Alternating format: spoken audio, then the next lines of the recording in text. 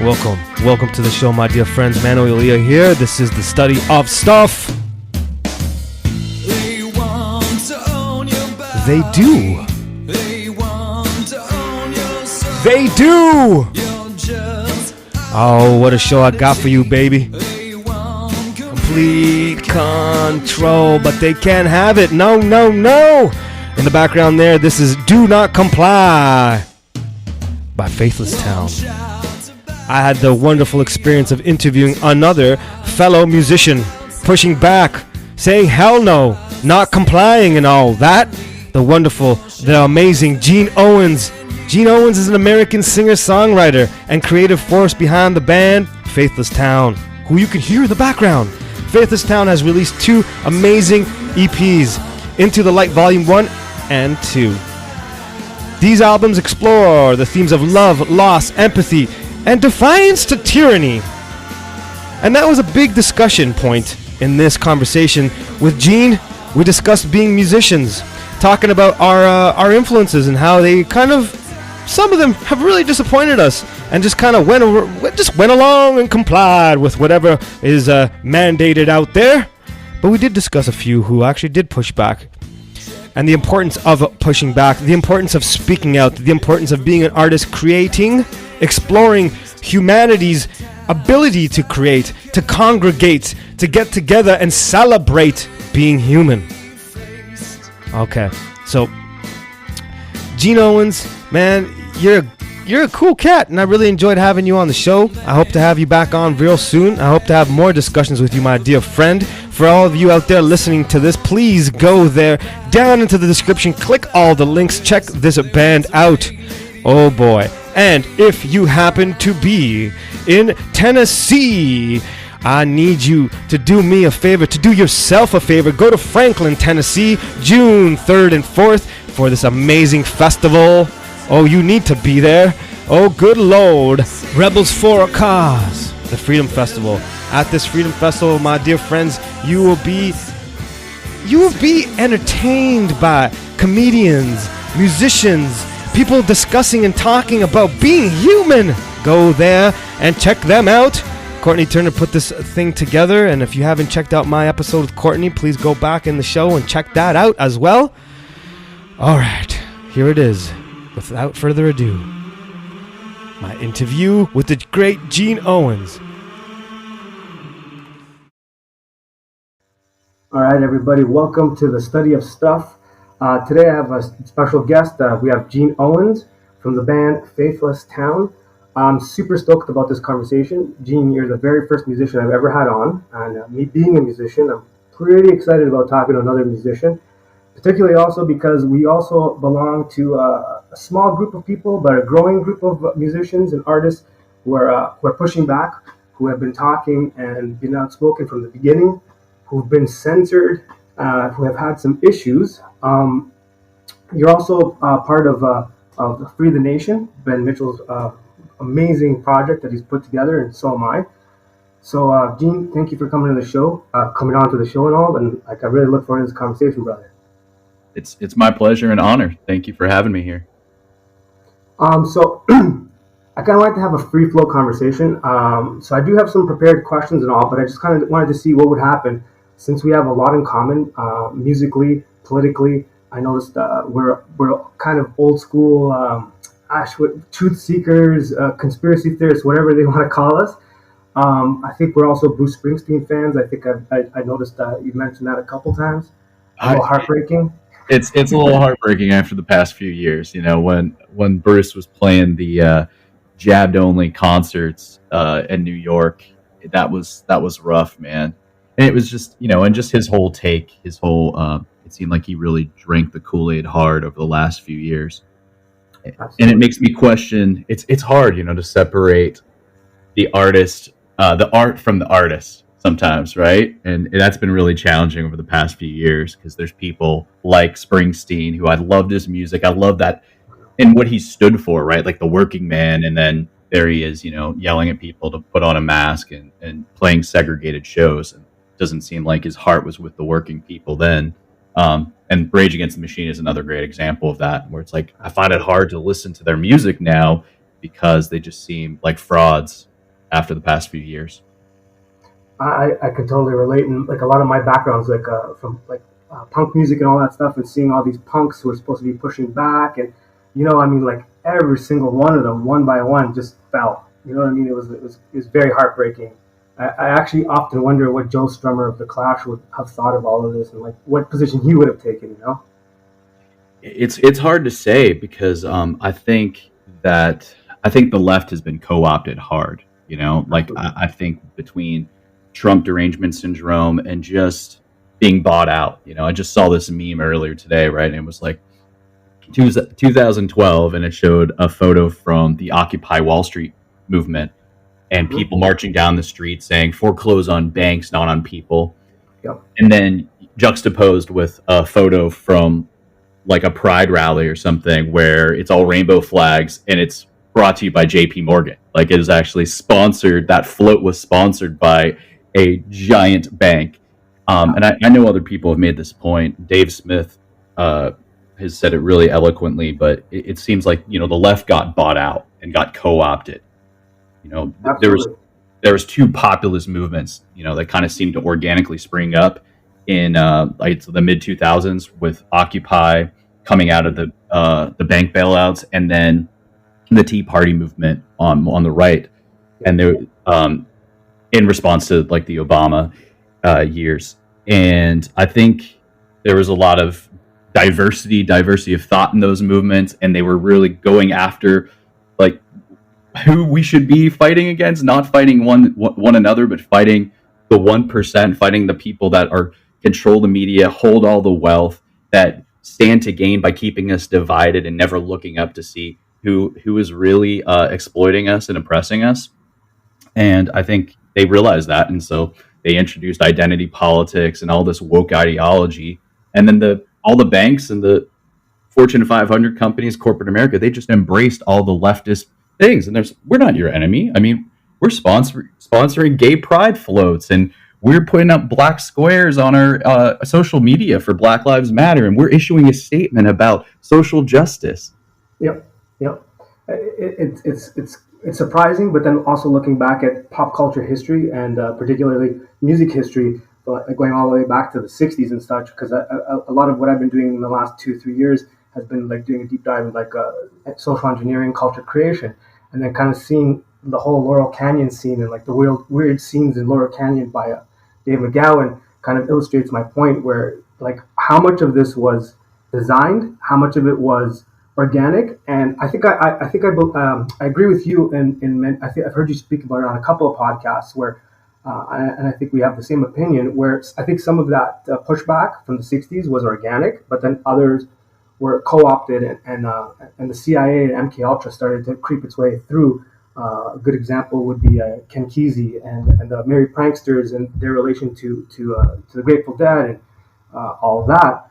But I think you have a good point there, where you see it kind of bubble up in the last couple of years, where you kind of see the outcome of a lot of that. So let's take this back to when you started playing music, and kind of connect your love for music. And it seems like you're very passionate, and you have a love for humanity, freedom, and all of these amazing subject matter. And how can you just piece them together? Kind of tell us a little bit about that, how they fit together. Sure, man. Yeah, I found music in my early teens when I was, I lost my father at a very young age, and it kind of sent me into a dark period, and I think in a lot of ways that it planted the seeds of feeling like an outlier, seeing things from a different perspective. Because I think when you experience a deep loss at a young age, it kind of, it makes you aware of your own mortality, the mortality of your parents, the people that you think are like untouchable and are almost like godlike, right? And when you experience that, you start to see things in a different perspective. And then around that time, somebody gave me a copy of the Doors' first album on tape. It was back on audio cassette, right? And somebody had like dubbed it from a CD. So they put like the whole album basically fit on one side of the CD or of the tape, and then they just repeated it on side B.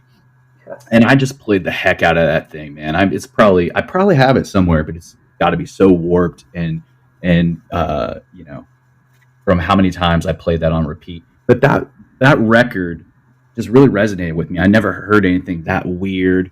Before that, I'd only heard like the horrible pop music that was popular when I was coming up, and not to date myself, but it was like, when I was younger, it was like Vanilla Ice and MC Hammer, and you know what I'm saying? Yeah, can't touch this.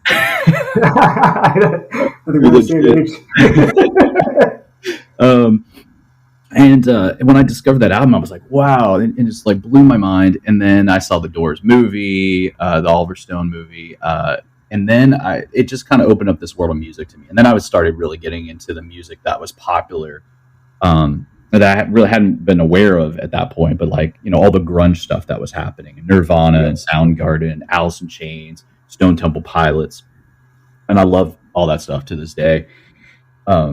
So around that time I borrowed my cousin's guitar. She had this beautiful Alvarez acoustic, and I just started playing before I even knew any chords. It was before the internet, so I couldn't just go watch YouTube videos. And I just started making up weird chords. I was probably writing songs before I even knew what I was playing. And then I started taking guitar lessons at a local music shop in Pittsburgh, where I grew up. And that just kind of sent me on this path. And as soon as more I learned, I started learning the songs, Nirvana songs and REM songs and Stone Temple Pilots songs. And from there, I just started writing my own music. I always felt this need to convey something. I always felt like I was a writer. I just needed to get the tools and the vocabulary to enable me to do that. And I'd say very early on, tying it with, being politically aware, active, or my activism, I always liked people that were rebellious and spoke out against power and against corruption. And, to me, Jim Morrison, discovering him at that young age of angst-ridden, teenage years, youth, he was like this figure of defiance, pushing back against the police, getting arrested on stage, mocking authority. The Lizard King. Yeah, man, the Lizard King. I totally dug that. And and then getting into like John Lennon and other people that have kind of spoken out for social issues or spoken out against war and greed and corruption. And so very early on, I started getting kind of active. I think my first protest, I played at some candlelight vigil that was protesting the bombing of Bosnia or Serbia during the Clinton years. Yep. And when that activism kind of strengthened in the early 2000s with 9/11, and then with the Patriot Act and the wars in Iraq and Afghanistan, I became very active. I started working with the organization in Los Angeles. I'd moved to Los Angeles, went to music school there, and stayed and got active with this group, Not in Our Name, that was basically an anti-war organization pushing back against the wars in Iraq and Afghanistan. Yeah, Actually System of a Down was part of that, right? What's that? I think System of a Down was also part of that organization.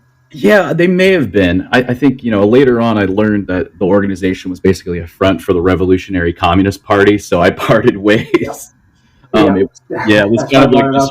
Yeah, man. It was a front where, you realize all the core members were handing out, copies of the Revolutionary Worker or whatever, and trying to get you to hear lectures from Chairman Bob. I mean, they literally had a chairman named Bob who supposedly lived in some hidden bunker in France. I mean, ridiculous stuff. But, oddly enough, the mentalities of those people, and realizing I was dealing with like hardcore Marxist and communist at the time, like their far out ideology is now like mainstream and popular and rules almost every college campus. So it's very odd to see how that's taken place. But yeah, so I've always just been interested in making music with a message. Sometimes I just write love songs, but I feel like when there's something serious going on, people's lives are at stake, people's livelihoods are being destroyed, people are being oppressed. I feel that artists have a duty to speak out against that.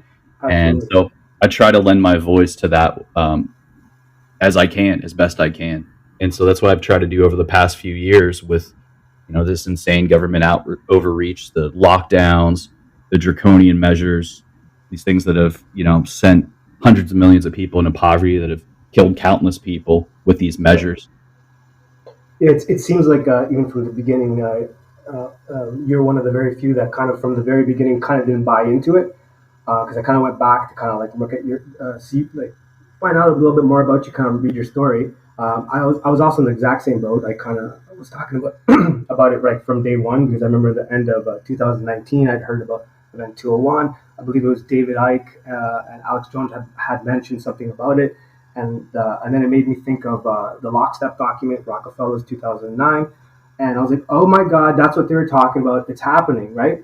And I remember, like, clear as day, the first couple of months, people just freaking out, and no musician, no artist was talking or pushing back. Nobody. So then I think you pushed back right from the beginning. Like, that must have been tough, man. Yeah, I mean, I started just voicing my dissent on, however I could. I was doing it on Facebook, on a personal Facebook page, which, after 3 months of trying to wake people up, I mean, I started a petition on like change.org in April, like the first week of April, to reopen America. And I had all these people, all these fellow musicians. I also, used to live and work in Los Angeles. And so I used to work in the film industry. So I had all these, and I used to do improv and acting. So I had, musician friends. I had acting friends and entertainment industry friends. And then I had like a lot of hospitality people, because as a musician or an actor, you spend a lot of time waiting tables and working in restaurants or bartending. So that was basically my whole friend group. And it was like across the sphere is just, all these people attacking me for coming out. You're a grandma killer, you're this, you're that, you're far right. I mean, my whole life, right? I got arrested 3 times protesting the George W. Bush administration. I was part of a class action lawsuit against Bloomberg's New York, because they arrested 3,000 people in 2004 protesting the GOP national convention. And, it ended up being part of a class action lawsuit, got awarded a settlement as a result of that. Not huge. The money is all spent by now. But, I've always been pro-choice. I've always been, I've been in support of same-sex marriage, in support of the legalization of drugs, all these what we consider kind of more very left-leaning positions. But all of a sudden, I'm against the lockdowns and forced masking of people and medically segregating society. And all of a sudden, you're labeled a right-wing, extremist. Yeah, it's the easiest way to divide and conquer, right? Yeah, it's this false dichotomy has been created. They created it with Trump, right? Where it's like anything that's against the mainstream leftist kind of ideology, this modern leftist. It's not true liberalism, right? It's this illiberal left that's hijacked that whole side of the political spectrum. It's like anything that goes against that, you're automatically labeled a Trumper or a right winger, and there's no space in that for nuance and discussion. And you're right, it's just all divide and conquer. It's whatever label they can attach to you, so they can shut you up or convince other people to not listen to you. Yeah, absolutely. I faced something similar right from the beginning, because even like I'm from Toronto, Canada. I'm in Mexico now. I can only imagine how bad it was in Canada, man. I fled California, but dude, it was hardcore. And I worked for Lush, the handmade cosmetic vegan company. They're super, super, super, super hard left. So like I'm in there. Every single music, because Toronto's a massive music city, massive. Like there's a lot of original bands and all that kind of stuff. It's not a cover band town. So I was my band was doing really well at that time, like super well. And every musician, every single one in the entire city turned on me. Every single one. And so I know exactly how you feel. And it was heartbreaking, because it wasn't even a conversation. We couldn't even have a conversation about it. I'm okay with you disagreeing with me. That's no problem. Like, we should disagree. Like, that's how we kind of figure things out as a race, right? And a debate, all for it, but it wasn't that. It was just like name calling, grandma killer, a racist. Like, dude, they were calling me a racist. I'm like, what are you talking about? Like, you've known me forever. Like, I had very close friends and coworkers that I've like partied with, and like, went to like, it was tough. So when I see like a musician kind of stand up, an artist of any type, and kind of push back, I think it's our duty, it's our job as artists to kind of comment on society, things that we agree with, things that we don't, to inspire.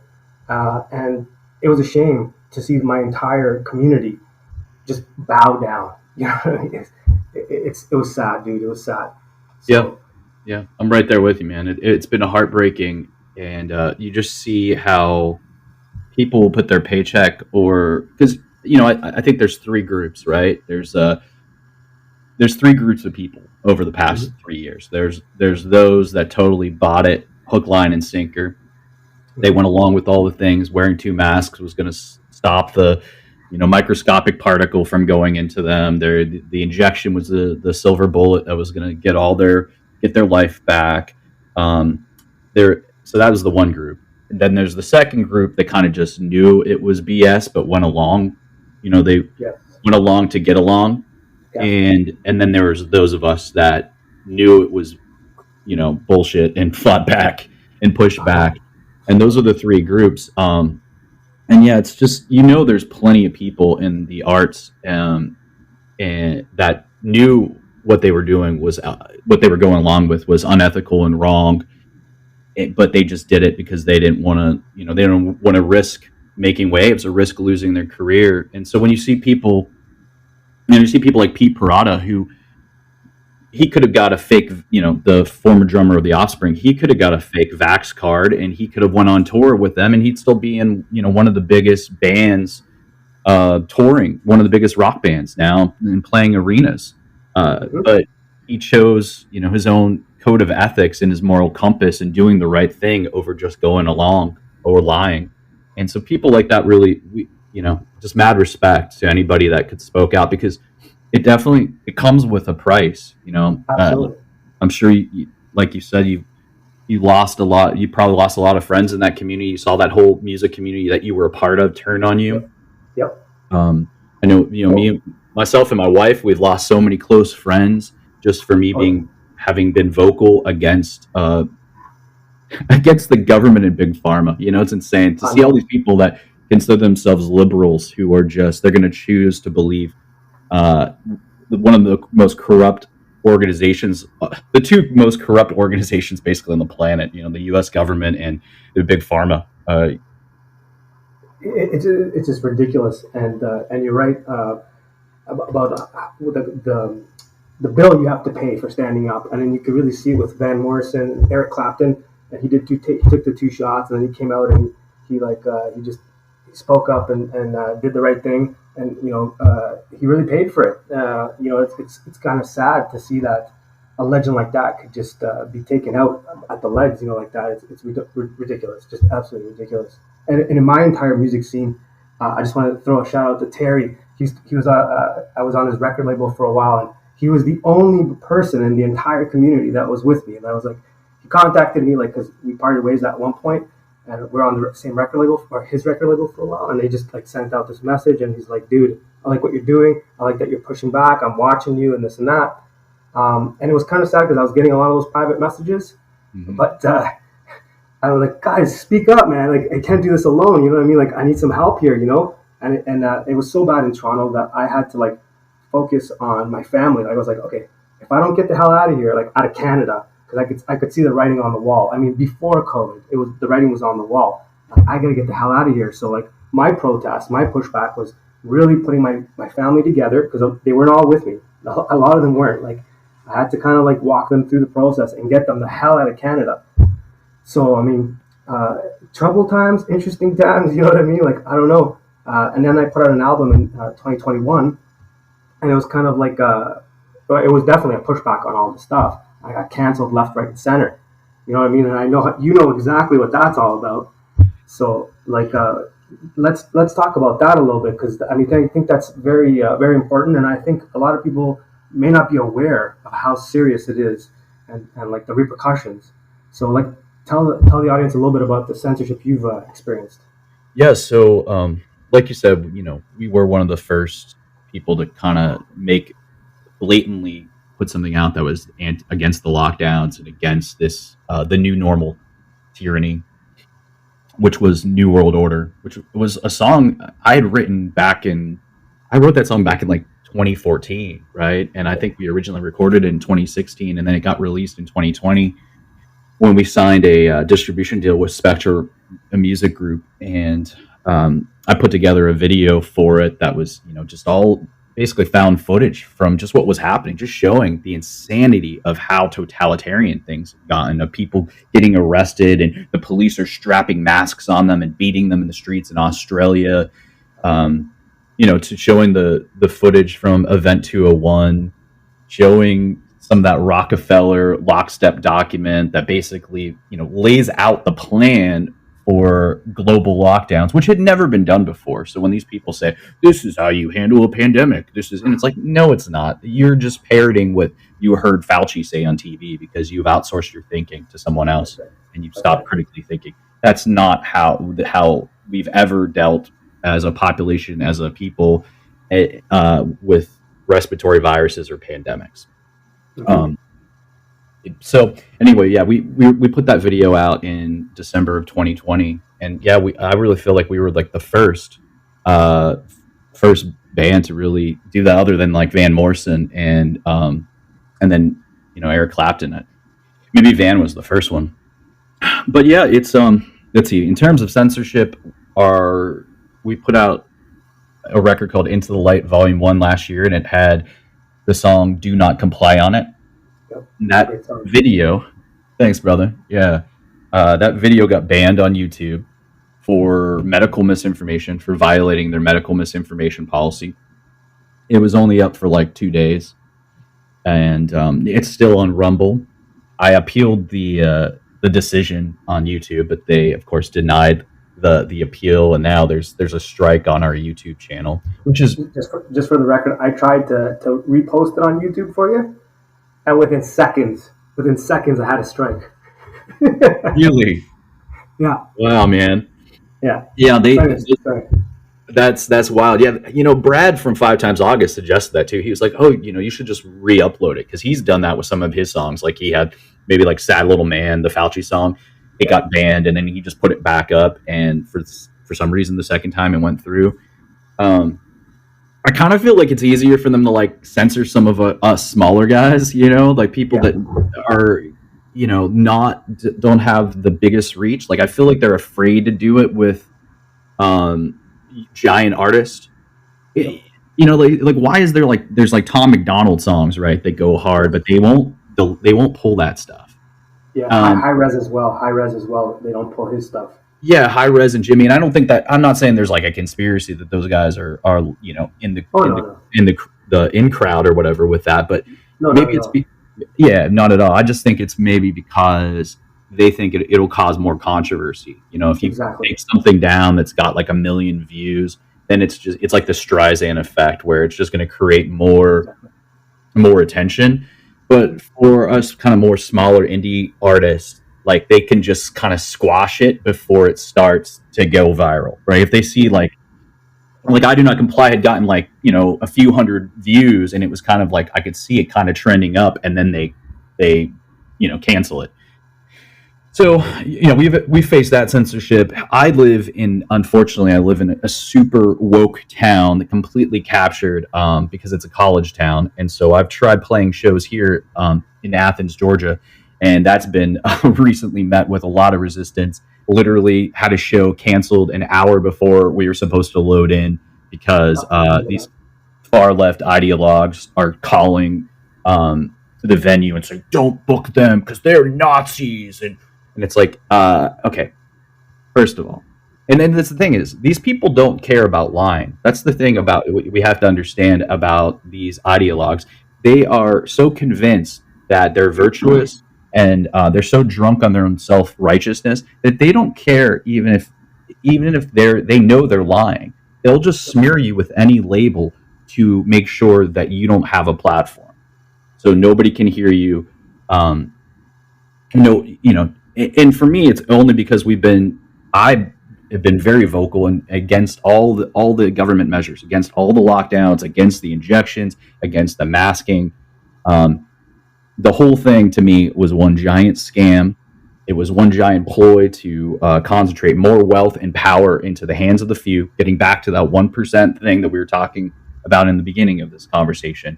And so many people just fell for it. They weaponized people's empathy. They weaponized people's compassion, and they also just deputized like a nation of hall monitors. And those people were drunk on that power. So, yeah, I've learned to probably stay away from college towns. Yeah, especially that's home of REM and the B-52s, and you would think that's a creative town where Neutral Milk Hotel and a bunch of bands I enjoy. And like, nope. It's those very highly creative areas that you find a lot of this left-leaning ideology and a lot of collectivism and this entire thing. Like Toronto's like one massive 3-4 million people full of like, it's just insane, man. It's insane. But I really did enjoy getting into a lot of your music, I really like that way that you put out the Volume 1, Volume 2. The first volume, Into the Light, it seems that it was a little bit more. I've got it right here as a visual aid. There it is, and like I really like how it was a little bit more punchy. I would say, like, not that your music is very aggressive, but it had a little bit more of that like pushback energy. Do Not Comply. I really love that song. I put it on a couple of my playlists. I really enjoy it. It's got that Doors meets Tom Waits sort of thing. Like the guitar is very Tom Waitsy, and I'm a massive Tom Waits fan. Jim Morrison was one of my idols from the beginning, like yourself. And then I find Volume 2 is a little bit more introspective. It's a little bit more chill. So tell us, there it is. So tell us how that came about. Like, why the 2 volumes? How did you think it? Like, how did that all come to pass?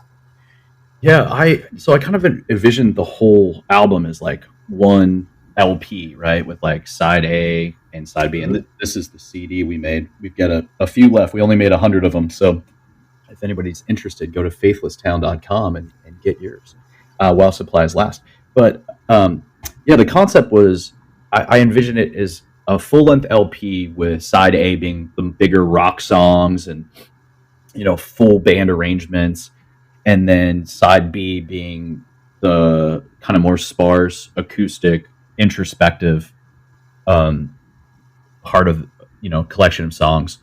And it just seemed to make sense. You know what it's like as an independent musician. It's like you're funding everything yourself. You're either going to record at home or you're going to pay out of pocket to record at a studio and then hope that you can recoup that money with streaming and with physical sales or with shows that you get booked. So it's a grind.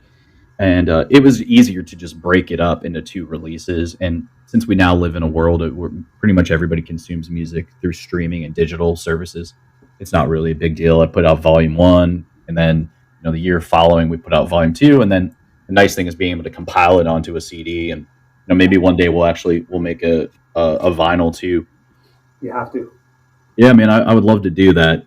So yeah, that was kind of the concept of it. In Volume A, side 1 is more like looking to the external world, and that's why it has like Live Free on it, and Berkshire, and Do Not Comply. Whereas the second side is it's more introspective. It's more about interpersonal stuff and relationships. I got married over the past few years amidst all this insanity in the world, and there's a lot of thanks, man. Yeah, it was so a lot of those songs deal with that, about the love for my wife. I lost some very close friends that passed away over the past few years, and so there's songs about them. So yeah, I'm super proud of it. It's I'm excited to keep going out and playing these songs. We've got a show coming up this weekend. I'm excited to play, and then we got all kinds of cool stuff happening this summer, including a giant festival, Liberty Minded Music and Arts Festival in June that Courtney Turner has put together called Rebels Yep. for a Cause. Yeah, let's get into that because I definitely wanted to end up there for sure. But before we do, 1 second, going back to volume two, it's cool because I really enjoyed how it had a lot of traditional kind of thinking to it. You know, getting married to a woman, writing a song called "Bride" about that, and it almost seems like that is a very rebellious thing to do nowadays. Is to kind of just be, normal, like an actual normal person. Did you get any weird, any pushback on that at all? Because I know I've heard from some artists that have gotten pushbacks for writing love songs to their wives. No, nothing on Bride. I mean, Bride, it was, I can see how, just because how insane things have gotten culturally, how it could be rebellious or contrarian, which is wild.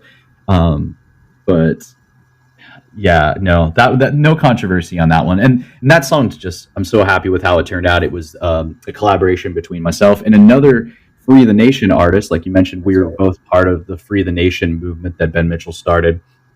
But yeah, Winsome Kind, Leora Joy Perrie of Winsome Kind, which is this amazing folk duo from Canada. I don't know, did you know them before all this stuff? Had you crossed paths up in Canada? No, because I think they're like Saskatchewan somewhere there. But Scott, her husband, he had seen some posts where some of my music got posted by Ben, and then he reached out and we kind of went back and forth. And he was in Mexico at the time, and he was on his way to Anarchapulco. I just got into Puerto Vallarta, so we were kind of like going back on how like Canada was, being in Mexico, and all that. So that's kind of how I knew them. And then when I saw that she was on your album. I was like, oh man, that's crazy! What a small world, and it was great to see. It was great to see a lot of artists from Ben's little organization kind of getting together. Yeah, man, that was such a cool thing that he put together. I kept thinking that somebody needs to do this. Yeah, and that there's got to be other artists, right, like us, out there, and to see this coalition of artists from all around the world that were against playing segregated shows, against having to show Vax cards to go to a concert, against all this insanity. Music really should be about uniting people, and that's what's so painful is when you have these people trying to cancel your performances and cancel and stop YouTube censoring our music videos. It's frightening. It's frightening that this stuff is coming for the arts. It was bad enough when it's coming for somebody that wants to speak on, when they're going after Riley Gaines because she wants to speak about, women's rights and a women's right to compete in sports with other women and not against biologically born men.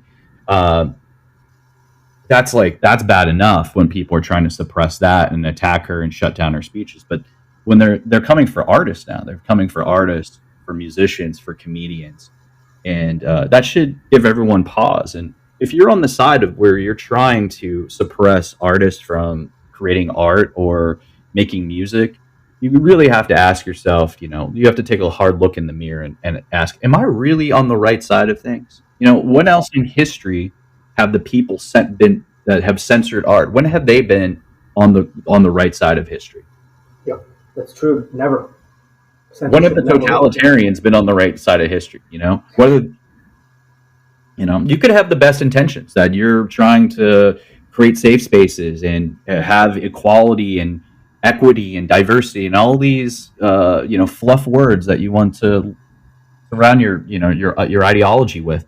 But if you're suppressing people because they have a difference of opinion, if you're trying to deplatform them, if you're trying to physically attack them, to silence them, you really have to ask yourself, am I the good guy?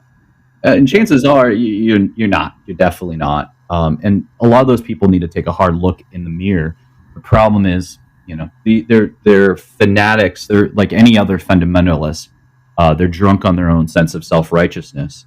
That's why what I think you guys are doing, yourself and Courtney, is of the utmost importance because, now's the time to be human. Like the more human we can be, the more we can push back. And it just seems at every angle, at every turn, that's what they're assaulting. They're assaulting us spiritually. They're going after what it means to be human and take that down, whether that's congregating to go to a festival or to go to a church or to whatever, to dance, to experience life together, to meet a girl, to meet a guy, like just to kind of bond, have a conversation, like check out a band you've never heard before, have them move you internally. You know what I mean? Like music is a powerful thing, as obviously we do know, and there's an amazing effect that occurs internally and externally. Like you could see it in someone. They could change their mood in a second. Their entire brain lights up. Even being in a band, there's something magical that occurs where it's like kind of watching a flock of birds kind of just turn all together when you're jamming, and then you make this one move on your guitar, and like it's not practice, and your entire band kind of moves with you. There's something moving through everybody that's experiencing this thing. And like I really want to talk a lot about this concert. It's very important that people do their best to kind of go to shows like this. And so I really want you to kind of break it down, talk about this event and the importance of it, who's on the bill, because there's some great names on that bill. So go for it, my friend. Absolutely, man. So the weekend of June 3rd and 4th, coming up here in Franklin, Tennessee, there's going to be this 2-day liberty-minded event called Rebels for Cause. It is creative artists coming together to celebrate freedom, sovereignty, light, connection. It's going to have Joseph Arthur is going to be performing. My friend Joseph, who I've been on his show multiple times, and he was a Grammy-nominated singer-songwriter. He was, discovered by Peter Gabriel. Joseph's first album has Peter Gabriel and Brian Eno singing backup on it, and he was signed to Peter Gabriel's record label. Ryan Christian of The Last American Vagabond. I don't know if Ryan's going to be. He's a musician too, but he's also an incredible independent journalist, and the work he does at TLAV is phenomenal. He's one of my favorite go-to independent journalists. So he's going to be there. Owen Schroyer from InfoWars, Courtney Turner, who you've had on your show, and I've been on her show. She's phenomenal. Just Frank Kavanaugh, formerly of Filter, a bass player, Filter. Matt Baker, who you probably recognize from the viral video where he's like a dude with dreads from San Diego who's going after the school board or the city council down there in San Diego over their COVID restrictions and mandates. It's just a smorgasbord of artists. There's comedians, all sorts of different personalities, and I'm super stoked. You guys even have Michael Graves from the Misfits. When I saw that, I was like, "Why, Michael Graves?" That's right. We have Michael Graves from the Misfits. Yeah, he just got added. So I'm super excited. I kept wanting somebody, just like the Free the Nation thing. I was like, I hope somebody can do this. Yeah. I was so caught up in doing other things and also doing my music and activism too. That I've had the same thought. I was like, somebody needs to put together like a freedom festival. Like a Woodstock of like liberty-minded people. And Courtney made that happen, I think, along with Frank and Scott from Rebunked. Yeah, Scott. Oh, yeah. It's fantastic. I'm trying to get my ass over there. They've extended the Vax Pass in the U.S., so I'm going to try to see. Wait, they extended it? Yeah. So I thought it ended for sure on the 11th, which is today, right? I've heard that it was supposed to, and then I heard that they extended it. But either way, I'm looking into getting my ass over there. So I have to look into that, but it's a little tricky. But yeah, it's unbelievable what she's done, and in such a short time too. It's quite the event, and it's a must. Anyone that's around the area's gotta go. I know a couple people reached out to me because I've been posting about it, and personally talked to a few people that are near Nashville. Okay, I'm gonna go down there and check it out. So I think it's extremely important. What you guys are doing is fantastic, phenomenal. Thank you, sir. I wanted to say that if anybody wants to get tickets for that, you can go to rebelsforcause.com. And I think currently you can still use promo code TOWN to get a discount on the tickets. And then Rebels for a Cause stands for Creative Artists Uniting for the Sovereignty of Everyone. Creative Artists Uniting for the Sovereignty of Everyone. So I think we can all get behind that. Absolutely, it's a must. And I'm going to put this episode out real fast so that I can help kind of get that promoted a bit, and I'll make sure to throw out that link out there because it's really important that we support such causes. Yeah, and just one real quick, I know I mentioned Owen Schroyer, also Alex Zeck's going to be there, Jay Dyer, Jamie Henshaw, Ryan Christian, Mel Kay, Michael Graves, Dr. Ben Marble, Joseph Arthur, Matt Baker, Kathy O'Brien, uh, Susie Olgan Corrigan, Mark Gober, Kevin Jenkins, my friend Kevin Jenkins, which Kevin actually helped inspire the song "Do Not Comply" because Kevin's been Okay. going around the country to being a part of all these medical freedom protests and rallies, and he does this speech. He was doing this speech in the early days of "If you comply, you die." And that's kind of where I borrowed I kind of took the liberty of take that and put that into the chorus of "Do Not Comply." So just all kinds of incredible people are going to be part of this event. So June 3rd and 4th, please join us. Matt Presti and Ben Joseph Stewart, who was also on my show from way back in the day. He's one of the early pioneers of the pushback. He had Esoteric Agenda and Kaimatica. It's a stacked lineup, and I'm a massive fan of Jay Dyer and all. It's a massive. It's great. It's super awesome. Yeah, and the venue looks super cool. I know the venue's it's kind of changed a couple times, but the place I think they have secured now just looks beautiful. It's a indoor space, massive stage. I'm very stoked to play the hits. We'll be doing "Do Not Comply" and "New World Order" and "Live Free," and I'm also going to maybe debut a brand new song that I wrote about Athens but really just about the authoritarian left in general. Okay, are you planning on recording that and putting that out anytime soon? Yeah, I'm thinking maybe I'm in the process of trying to put some money together to professionally record it. So if anybody wants to help make that happen, if you want an amazing song that's going to go after the authoritarian left and the totalitarians, please go to faithlesstown.com and you can donate to us. We have a Give, Send, Go. We've got Venmo, all the usual suspects where you can help support us so we can make that recording a reality. I'm thinking I might tease an acoustic version of it here soon. I think you'll really dig it. Oh, definitely, man. Send it over, and I'll make sure to get that out there and pump it. It's just kind of wrap things up a little bit. I just wanted to touch base on a few things. So, as an artist, how do you feel people can help support other artists, kind of get their message out there? Because I know, I used to work in the music industry. Actually, I used to work for Sony BMG as in their sales department and A&R. Actually, I worked Joseph Campbell's second or third album. I can't remember. So I remember when I saw him on the bill, I was like, "Oh yeah, Joseph Arthur's pushing back. That's pretty awesome." So I was there at Sony BMG when the industry went from the Napster era to the big layoffs to where we are today. So I was right there at the cusp. So I was 2004. That's when I left Sony BMG.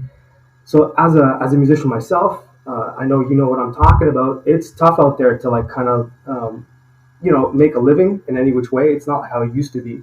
So how do you support other artists, and how is it you kind of see the future of music going in terms of this industry in general?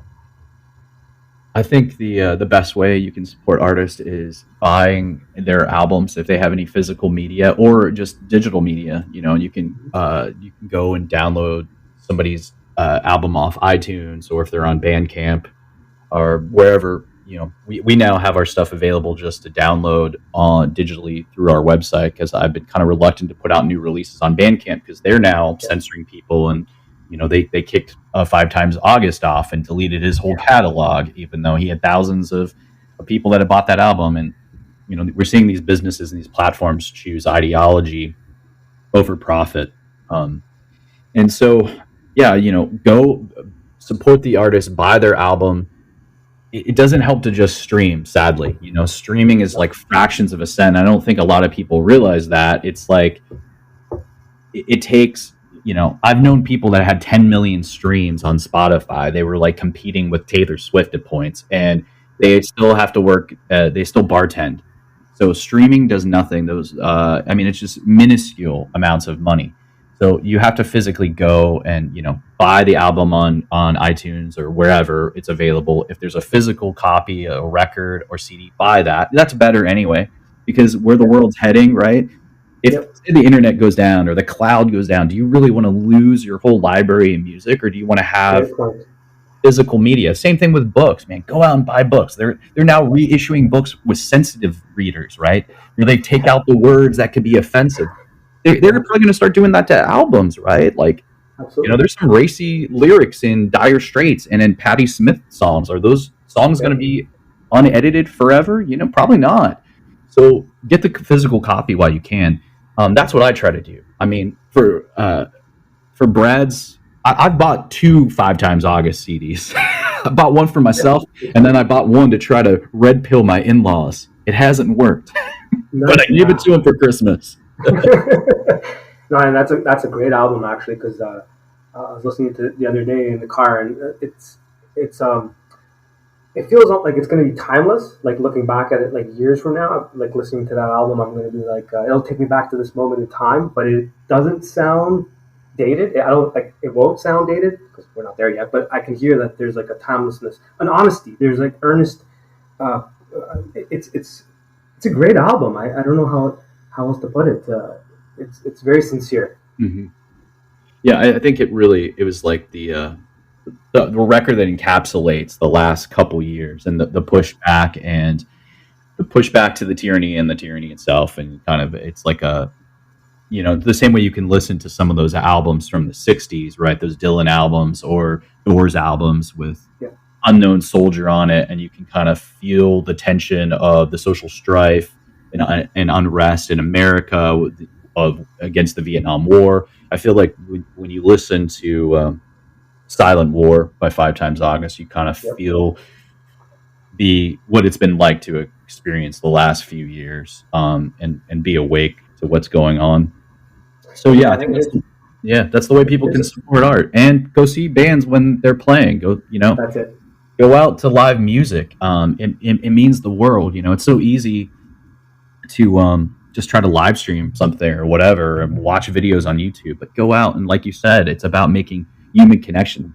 It's about staying human, and everything seems to be trying to push us into further isolation, to divide us, to label us, to corral us into these echo chambers, to have us experiencing life through a screen or a digital medium. That's not how we were meant to live. We're meant to live in real life, connecting with other fellow human beings. Absolutely, that's well put, and I think we should leave it there because I don't think you can say it any better than that. So just plug anything you got coming up. I know you mentioned the show. Anything else you have to put out there? Let us know. So if anybody wants to help us record professionally this new song that goes hard at the authoritarian left, I'll tell you, the title's Woke Town, and and there ain't no love in Woke Town. So if you want to support that, please go to faithlesstown.com, buy some albums, buy some merch, or give us an artist tip or donation. That'll help make that become a reality. Please come out to Franklin, Tennessee, June 3rd and 4th to Rebels for a Cause. You can go to rebelsforacause.com and get your tickets. Use promo code TOWN for a discount. And just stay tuned. You can follow us on all the socials at Faithless Town. Man, it's been such a pleasure, man. And thank you so much for all the support you've shown me over the past year since we've connected. Putting our songs on your playlist. I see the streams, I see the love, and just being there as a kindred spirit in this fight for truth and freedom. It's just been. I'm very grateful to consider you a friend and an ally in this life, brother. So thank you so much for what you're doing. You too, my friend. I do appreciate what you do, and I appreciate you, brother. All right. Thanks for being on the show, my friend. I'll talk to you soon. Got it, man. Stay fearless.